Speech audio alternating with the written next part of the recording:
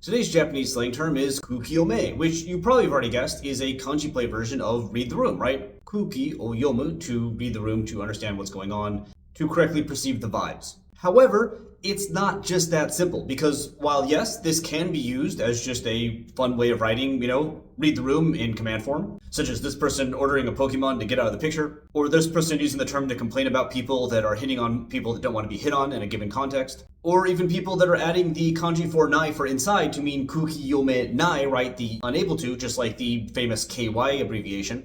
There are actually a bunch of random things out in the Japanese language using sphere which are represented through this kind of kanji play.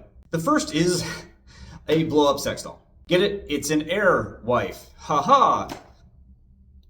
But by extension though, even things like, say, dakimakura, right? The large pillows that you can hug can be called kukiyome in some cases. Another use, which is quite strange, but exists, like more than one person have done this, and that's my criteria, is to refer to like an empty seat, usually when you're out dining or something. As in, no, I'm not alone, my airwife is here. This person, for instance, ordered 2 meals at Caesarea. No shade, we've all done that. But they use kukiyome to refer to the invisible wife who they are on a date with. And again, it's not the only person. This has happened more than once. Like, if you go out and you order some gyoza and 2 drinks, by yourself, well then you might want to tell people that your airwife is there so they don't think that you have a drinking problem. The third is one that I'm just kind of straight up unable to unpack fully, but basically for some reason, when people win at a gacha game, when they get the thing that they want, when they get a super rare, they often use kukiyome to express their joy at it. I have plenty of pictures of this, and you're looking at them now.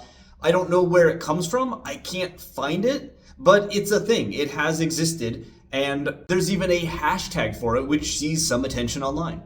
Like the person you're looking at now is literally saying gacha are easy because they got the chogeki rea, right? And they use hashtag kukiyome I don't know.